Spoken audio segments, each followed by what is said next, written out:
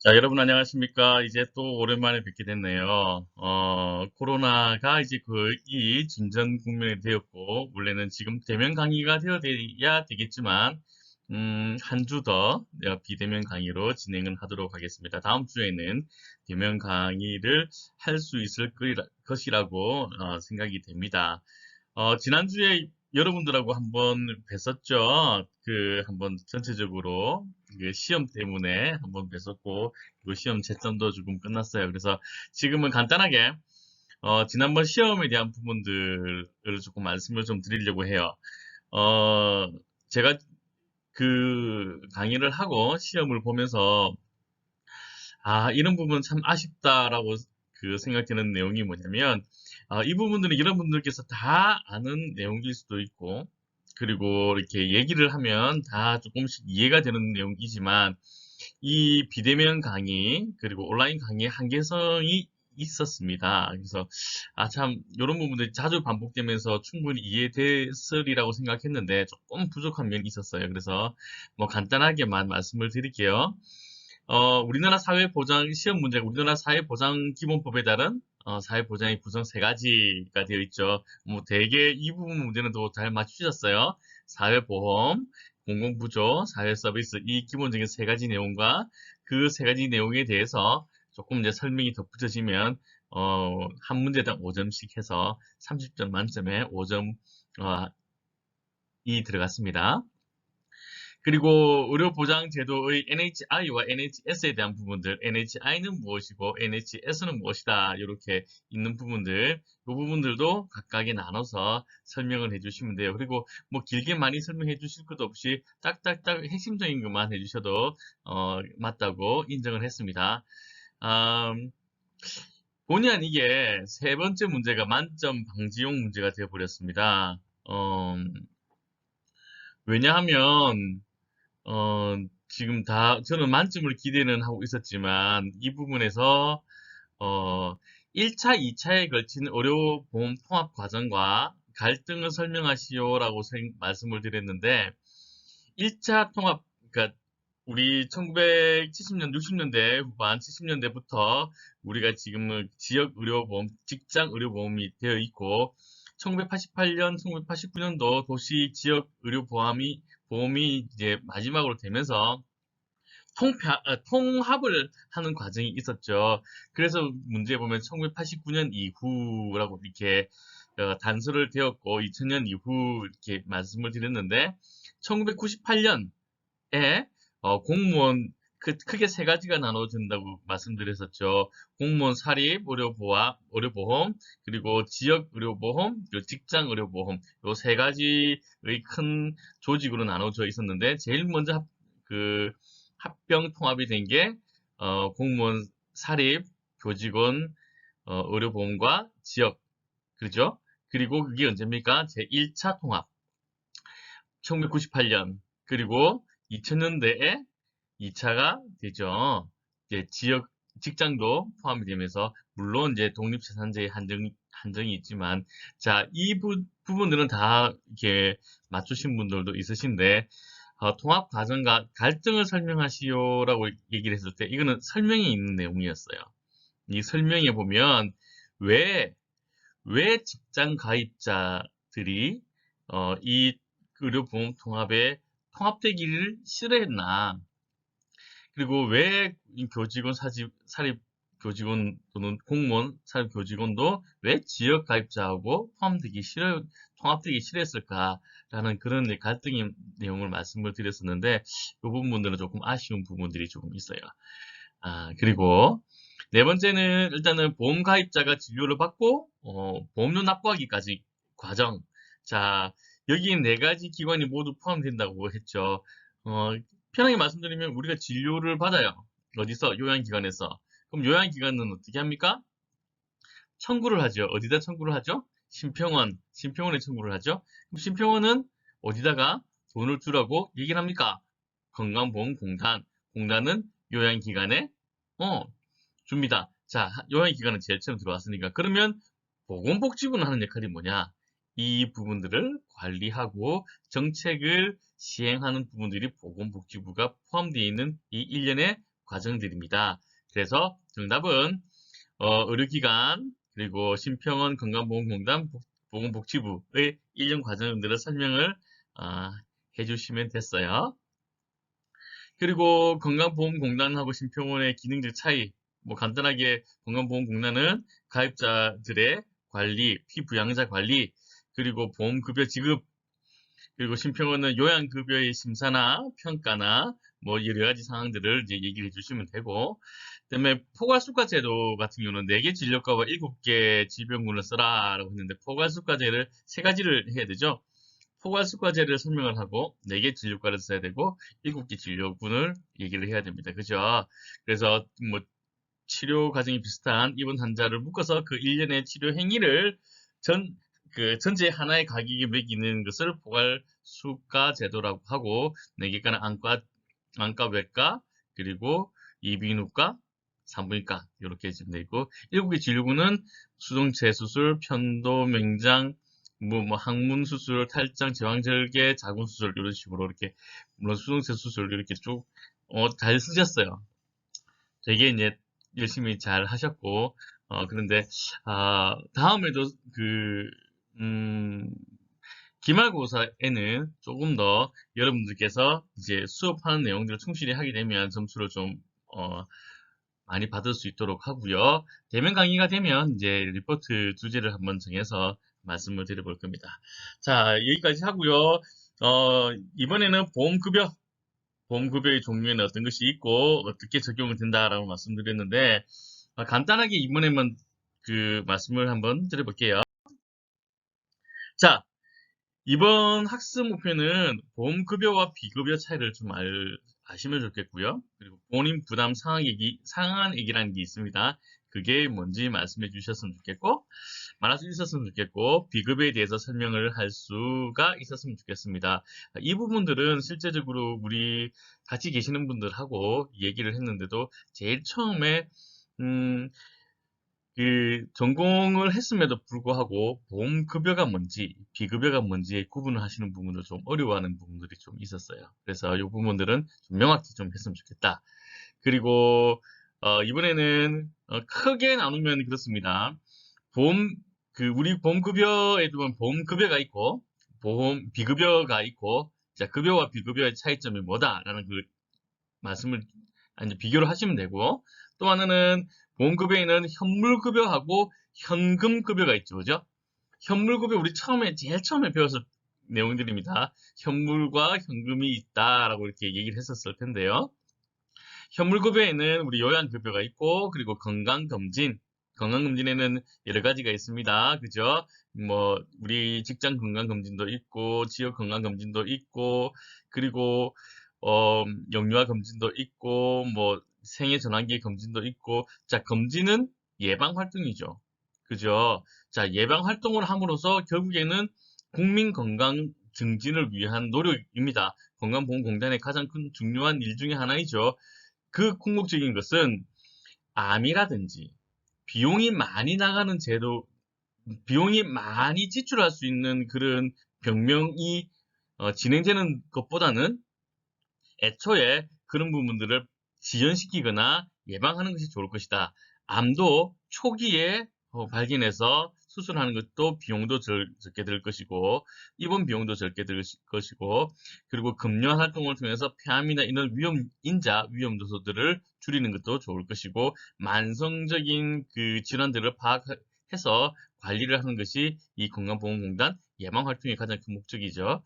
자, 그래서 그 건강검진, 요양급여, 그리고 현금급여를 할 때는 보면은 우리 요양비 출산비를 지급을 하고, 그리고 장애인 보장구 급여를 지급을 하죠.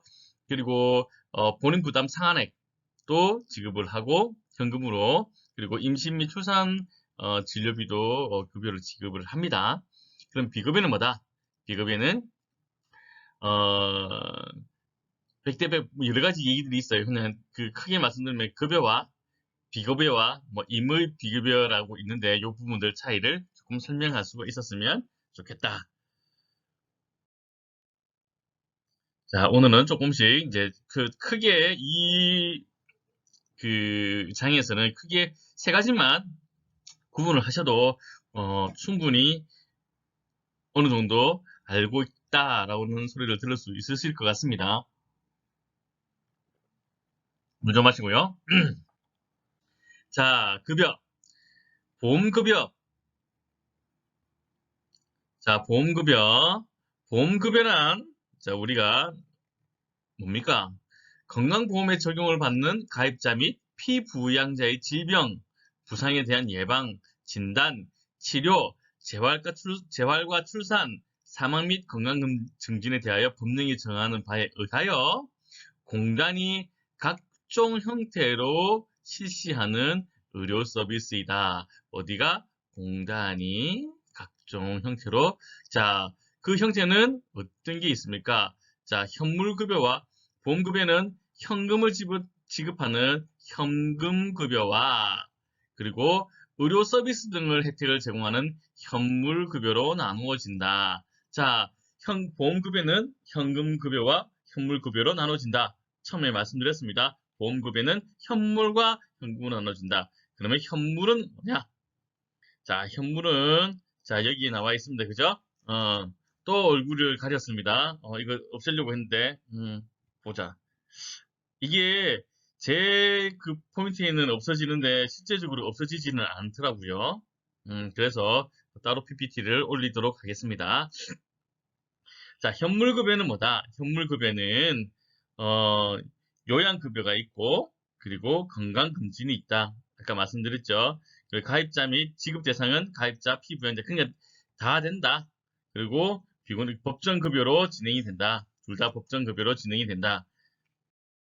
현물급여, 요양급여는 그는 뭐다? 자, 보험급여는 현물급여와 현금급여로 나눠진다고 했고 이 현물급여는 다시 요양급여와 건강검진으로 나눠진다고 했습니다. 자, 그럼 요양급여는 뭐다?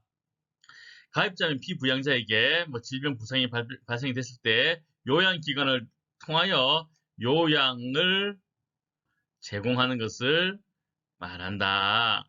자, 즉 무슨 말이냐면 국민건강보험법상 요양급여에는 진찰, 검사, 약제, 치료 재료의 지급, 처치 수술, 기타의 치료, 예방, 재활, 입원, 간호, 이송 등이 모두 포함된다. 우리가 실제로 진료라고 하는 이 부분들이 요양급여라고 생각을 하시면 됩니다.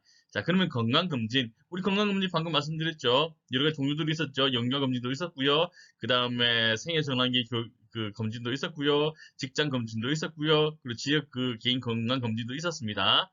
자, 그러면은 건강검진은 무엇이냐? 자, 볼게요. 자각 증상이나 어쨌든 저쨌든 해가지고 건강 예방 행위로 질병을 예방하는 건강 예방 행위. 자, 건강 예방 행위를 하는 것입니다. 개인 또는 집단에 대하여 건강검진을 실시하여 질병을 조기에 발견 치료함으로써 국민 의료비를 절감한다. 국민 의료비를 절감하고 건강을 증진시킨다. 자, 건강보험공단은 직장 가입자, 직장에 있는 직장 가입자들은 직장 건강검진을 합니다. 세대주인 지역 가입자, 40세 이상인 지역 가입자 및 40세 이상인 피부양자를 대상으로 매 2년마다 한 번 실시합니다. 사무직에 종사하지 않는 직장 가입자에 대해서는 매년 1회 실시를 한다. 그래서 우리 간호사, 간호조무사 이런 분들은 사무직이 아니시기 때문에 매년 1회 실시를 하고요. 그 사무직에 계시는 분들은 2년마다 한 번씩 검사를 합니다. 왜냐하면 아무래도 조금 감염이라든지 위험도가 더 있다라고 이제 예상되기 때문이겠죠. 자, 종류에는 어떤 것이 있느냐? 아까 방금 말씀드렸습니다. 그죠?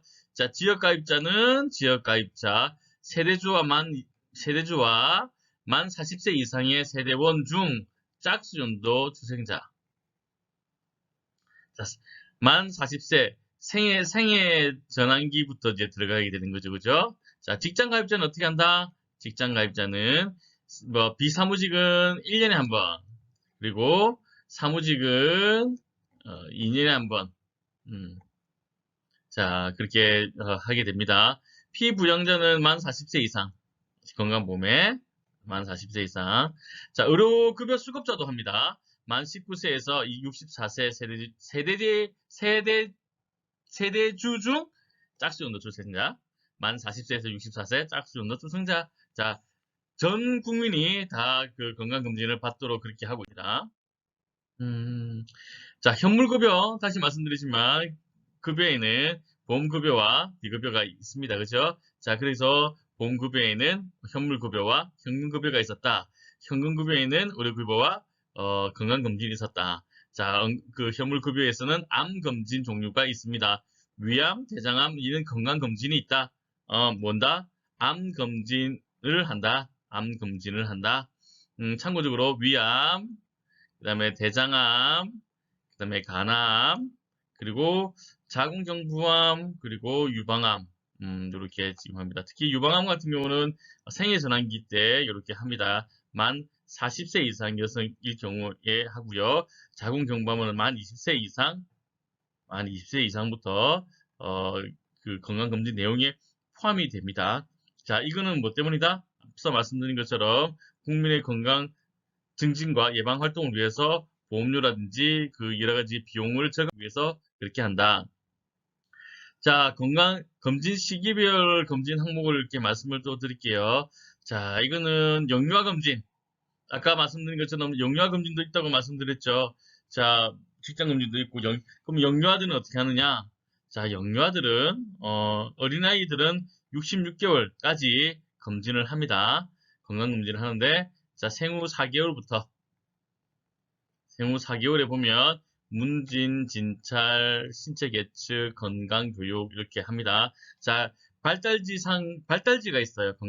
그 영유아들은 4개월이게 되면 뭐 밤에 잠은 언제 잘 자는지, 하루에 몇 번 자는지 이렇게 되고요. 발달 상황에 따라서. 그리고 9개월, 그다음에 18개월 이렇게 되면 자, 18개월 때부터는 이제 구강검진도 들어갑니다. 왜냐하면 18개월 때부터는 이미 1년이 지난 이후부터는 치아가 나기 시작을 하거든요. 치아가 나기 시작을 하고 그리고 18개월쯤 되면 이제 거의 대부분 치아가 거의 대부분 다 나요. 그래서 이제 구강검진을 시작할 때쯤 되고 9개월, 18개월 상에서는 이야기를 하면 이름을 부르면 돌아봅니까? 아니면 뭐 공놀이를 할 수가 있습니까? 그리고 뭐 이렇게 어떤 물체를 만지는 것을 좋아합니까? 어떤 걸 구분할 수가 있습니까? 뭐 이런 식으로 이렇게 여러 가지 아주 세부적인 그 항목들이 있습니다. 그 항목들은 주로 엄마나 아빠 이렇게 그 가장 가까이에 있는 보호자들이 알 수 있는 내용들이 많죠. 아주 세부적인 항목들이 되게 많아요. 재미있는 항목들도 많고 그런 내용들이 있습니다. 그리고 건강검진 30개월, 42개월, 54개월. 자, 이렇게 진행하면서 어떻게 하냐면 이제 우린 이제 이 시기에 맞춰서 예방 접종도 이제 같이 하게 되죠. 자, 현금급여. 자, 현금급여에는 크게 네 가지가 있습니다. 자, 요양비 및 출산비, 그리고 장애인 보장구 급여비, 그 다음에 본인 부담액 상한액, 그 다음에 임신 및 출산 진료비가 있습니다. 자, 요양비 및 출산비는 이게 무슨 말이냐면, 요양비는 요양급여에 상당하는 금액. 자, 입원, 외래, 외래 본인 부담률을 이제 요양비로 지급을 하게 되고요. 출산비는 25만 원이 이제 지급이 되는데 이게 언제 누구한테 지급되느냐라고 하면 요양기관 이외의 장소에서 출산한 가입자 및 피부양자. 자, 조산원이라는 곳이 있죠. 그러니까 조산원이나 아니면 요양기관 병원 이외의 곳에서 인정하고 있는 병원 이외의 곳에서 출산을 하실 경우에서는 이 요양비나 출산비가 지급이 됩니다. 자, 그리고 장애인 보장구 급여비. 이 장애인 보장구 급여비는 장애인 보장구가 뭐냐면 장애인들이 조금 거동을 원활하게 하기 위해서 사용하는 기구들, 예를 들어서 요즘에 가장 지나다니면서 많이 보는 것 중에 하나가 전동 휠체어 같은 거 있죠? 예, 예, 그런 부분들이 있습니다. 그런 부분들이 이제 장애인 보장구, 그 여러 가지 품목들이 여러 가지가 많은데 그 여러 가지 많은 부분들을 이제 급여비를 제공을 합니다. 어떻게 할 경우 장애인 가입자 및 피부양자가 장애인 보장구를 구입할 경우에 구입 금액 일부를 국민건강보험공단에서 보험금여비로 지급을 합니다. 자, 그리고 본인 부담 상한제. 자, 이 본인 부담 상한제는 좀 설명드릴 게 좀 있는데요. 취지가 뭐냐면 고액 중증 질환자의 경우 진료비로 인해서 과도한 가계 부담이 있습니다. 이것을 해소하기 위해서 마련된 것으로서 건강보험 급여비 환자 중 어쩌고 저쩌고 저쩌고 돼서 일정 수준을 촉구하는 경우 이게 일정한 금액을 돌려주는 제도이다. 자, 이 내용이 뭐냐면 암 환자라든지 중증 환자일 경우에는 본인의 입원비, 진료비가 너무 많아지는 경우들이 있어서 미국 같은 경우가 좀 그렇죠. 민간 보험이 없는 상황일 경우에는 예를 들어서 제왕절개를 한번 했을 때는 미국 같은 경우는 우리는 한 100만 원 안짝, 100만 원도 채 못 되는 부분들이지만 미국 같은 경우는 기본적으로 한 2천만 원에서 2,500만 원 정도가 제왕절개 수술에 지불되는 비용들입니다. 자, 그래서 급여 차이가 많이 나죠. 우리나라에서도 마찬가지로 중증 질환을 가지고 있는 그 경우에서는 이런 부분들이 있습니다. 그래서 나라에서는 지금 어떻게 했냐면 보험료를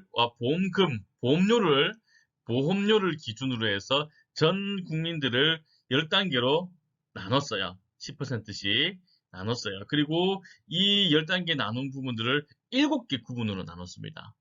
7개 구분으로 나눠서 어떻게 했냐면 결국에는 맨 마지막 그러니까 최종으로 보험료를 제일 많이 내는 사람이 1년 동안 병원에 지불하는 최고 금액이 얼마여야 하느냐면 580만 원. 만약에 내가 1,000만 원이 병원에서 사용이 됐다라고 하면 1,000만 원 빼기 580만 원은 420만 원이죠. 그죠? 420만 원을 돌려주는 겁니다. 또는 580만 원만 내고 그 이상은 내지 않습니다. 그러면 420만 원은 누가 내느냐? 공단에서 지불하는 그 내용이 바로 본인 부담 상한제입니다. 자, 이것은 무슨 말이냐면 돈이 없거나 지불 능력이 부족하여서 또는 과도한 의료비가 그 본인 개인의 삶에 상당한 영향을 주는 것을 우려해서 정부나 세금으로서 이런 부분들을 조금 이제 보완시켜주는 부분들이죠. 그렇게 해서 만약에 본인이 불의의 사고가 있거나 뭐 주위 분들이나 아시는 분들이나 누군가도 그런 경우가 있을 경우에는 보험금 최대가 580만 원까지만 낼 수가 있다. 그리고 나머지는 나라에서 산정을 상계를 해준다. 자, 그러면 누가 580만 원을 내고 누가 어떻게 내느냐를 한번 말씀을 드릴게요. 저도 다 배우지를 못해서. 자, 분위라고 하는데 1분위부터 10분위까지 나눴습니다. 1분위부터 10분위까지 나눴고요. 그래서 10분위는 보험료 산정으로 해서 제일 많이 내는 사람은 580만 원, 2020년 기준으로 해볼게요. 올해 제일 많이 내는 사람은 582만 원을 내고요. 그리고 제일 적게 내는 사람은 81만 원만 냅니다. 자, 예를 들어서 뭐 급여에 가까이 기초생활수급자 가까이 있으신 분들 같은 경우에서는 본인이 내는 보험료가 적다, 아주 적다, 생활수급이 안 된다라고 하시는 분들은 1년에 81만 원까지만 내실 수가 있습니다.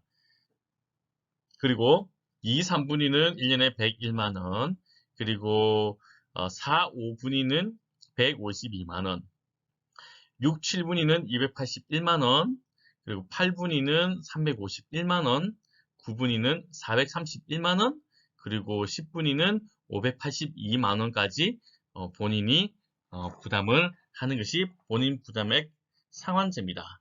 자, 대충 이게 무슨 말씀인지 아시겠죠?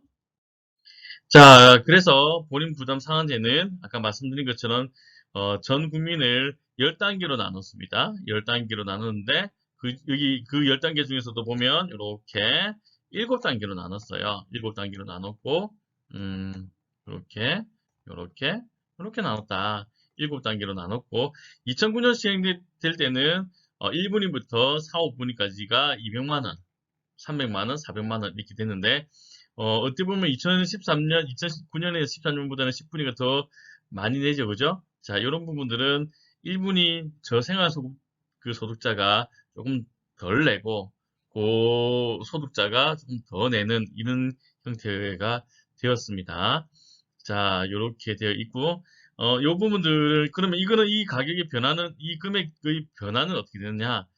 매년 그 물가 상승률에 따라서 이거는 조금씩 이제 서로가 좀 조정이 되도록 그렇게 하고 있습니다. 자, 현금급여 중에서도 또 임신출산비. 자, 임신출산비가 되면 우리가 전자바우처로 국민행복카드가 있어요. 국민행복카드로 이제 지원하는 겁니다. 지원 방법은 만약에 본인이 임신이 확인이 됐다. 그러면은 초음파도 찍어야 되고요. 뭐 양수 검사도 해야 되고요. 여러 가지 검사들이 주기적으로 해야 됩니다. 우리 사랑하는 태아를 위해서. 자, 사랑하는 아기를 위해서 여러 가지 주기적으로 검사를 해야 되는데, 자, 이미 임신 대상이 됐다라고 하게 되면, 자, 그 임신에 관련된 급여, 비급여 진료비를 지원을 해줍니다. 급여나 비급여 진료비 다 지원을 해줘요. 자, 그리고 그걸 어떻게 하냐면 국민행복카드, 이거는 만약에 본인 임신 가입 확인서를 병원에서 진단서 같은 걸 떼서 그 지역 주민센터에 가게 되면 이렇게 국민행복카드를 이렇게 주게 됩니다. 임신 1회당은 50만 원. 지금 가격이 조금 올랐는지는 지금 그래요. 그래서 쌍둥이 같은 경우는 70만 원 정도까지 지원이 됩니다. 자, 분만일 사용일 시작부터 분만 예정일까지 이제 피부가 사용을 할 수가 있는데 보통 다 쓰더라고요.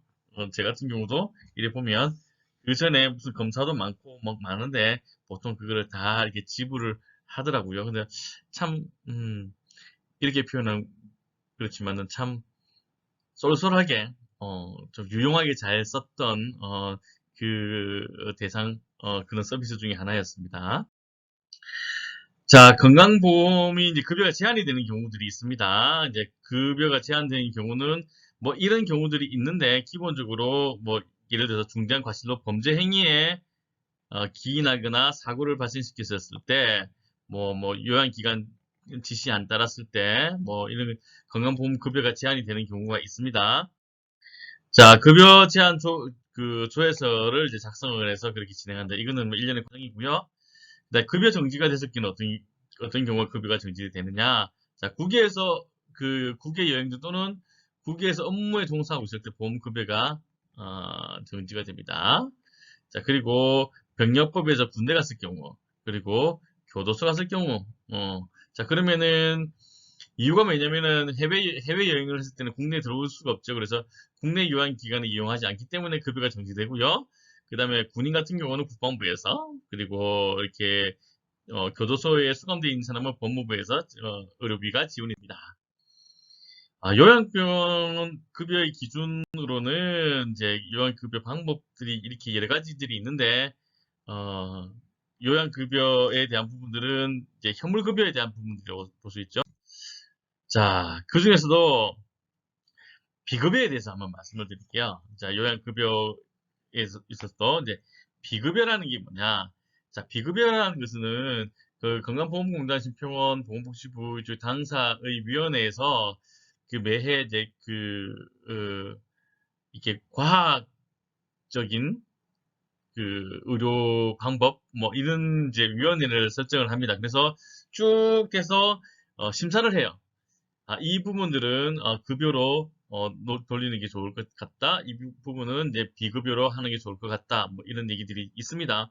자, 얼마 전에 그 문재인 케어가 되면서 그 초음파 그리고 CT MRI가 지금 급여로 전환이 됐었죠. 그죠? 예, 자, 이런 부분 이전에는 비급여로 되어 있습니다. 검사나 이런 부분들 진료 행위에 대해서는 인정은 하긴 하지만 급여로서 지급을 할 수가 없다. 왜냐하면 이런 부분들을 급여로 전환하게 될 경우에는 보험공단의 재정이 과다하게 지출이 될 수 있다. 자, 문재인 케어 같은 경우는 그 과다한 지출에 대한 재정은 확보할 수가 있는데, 물론 그러한 부분이 있긴 있지만 국민 건강 차원에서 MRI나 CT에 그 개인 지출이 너무 많다라고 해서 전부 다 급여로 전환이 되는 경우겠죠, 그죠? 그래서 비급여는 무엇이냐? 자, 요양급여의 대상에서 제외되는 상황. 자, 아까 요양급여가 뭐라고 그랬습니까? 요양급여는 우리가 진료를 받는 일체 행위를 요양급여라고 했죠, 그죠? 근데 거기서 제외되는 상황입니다. 제외되는 상황이다. 어떤 경우에 제외가 되느냐? 업무와 일상생활에 지장이 없는 경우, 그리고 신체의 필수 기능 개선 목적이 아닌 경우, 그 다음에 뭐 미용이라든지 예방진료로 사용됐을 경우, 그 다음에 보험급여 시책상 요양급여로 인정하기 어려운 경우, 요양급여로 인정하기 어려운 경우, 그 다음에 건강보험제도 여건상 요양급여로 인정하기 어려운 경우가 건강보험제도상 보험급여 시책상 여러 가지가 있을 겁니다. 예를 들면은 어떤 게 있냐면 자 잠깐만 볼게요. 우리가 지금 DRG로 묵혀 있는 부분 자궁에 대한 수술 부분이 있죠, 그죠? 자궁에 대한 수술 부분이 이제 DRG가 되어 있었습니다. 산부인과에 자궁 적재술도 마찬가지로 이제 그 DRG로 되어 있는데 최신의 자료, 최신의 기술, 과학 기술로 인해서 로봇 수술을 하는 경우들이 있습니다. 비용이 얼마냐면 1,000만 원. 로봇 수술을 할 경우는 비용이 1,000만 원입니다. 자, 그게 바로 이게 바로 이제 비급여입니다. 예. 자, 그 DRG가 있는데 굳이 로봇 수술까지 DRG로 하면 될 텐데 왜 로봇 수술을 해? 라고 하는 부분들. 근데 신기술이긴 하죠. 근데 그거는 인정을 해줄게. 하지만 급여로서는 못 준다. 라는 부분들입니다. 자, 그런 부분들을 이제 그 비급여 상황으로 되어 있는데요. 비급여 상황이 어떤 상황인지를 한번 볼게요. 자, 법정 비급여와 임의 비급여. 자, 그 비급여의 종류는 크게 두 가지로 나눈다고 하는데요. 자, 어떤 부분이냐면 비급여에서는 그 법정인 부분들, 적용을 받는 부분들, 이제 요양기관에 그 적용을 받는 부분 비급여가 있고 적용이 아예 안 되는 비급여가 있습니다. 예를 들면 적용이 안 되는 비급여 같은 경우는 금액을 얼마나 받든지 상관이 없어요. 그러니까 업무나 일상생활 지장이 없는 경우, 그리고 신체의 필수 기능 개선이 아닌 경우, 그리고 질병 부상의 진료 목적이 아닌 경우, 예를 들면 성형수술, 이거 비급여죠. 근데 이 가격이 매번 각각 그 의료기관마다 조금씩 틀려요. 그리고 여드름, 그다음에 저도 이제 점을 뺐는데 그다음에 뭐 불임수술 뭐 이런 것들은 각 요양기관마다 그 금액이 달라요. 하지만 요양기관에서 행해야 되는 의료 기술들은 맞아요. 근데 그 금액들은 이게 국민 건강을 위해서 하는 게, 점 빼는 게 내 건강을 위해서 하는 건 아니죠, 그죠? 예, 미용을 위해서 하는 부분들, 여드름이라든지 뭐 성형수술도 이거는 급여 라인으로 지금 하기도 그런 부분들을 비급여로 빼는 겁니다. 그 이외에 어떤 게 있느냐면, 자, 우리가 지금 요양급여 절차 무시하고 보통 1차에서 3차로 바로 가는 경우들이 있죠. 자, 상급 종합병원으로 바로 가는 경우, 자, 그런 경우에서도 제가 본인 100대 전액 부담을 해야 되고요. 그리고 응급이 아닌데도 응급실을 이용하는 경우, 이런 부분들이 그 비급여에 포함됩니다.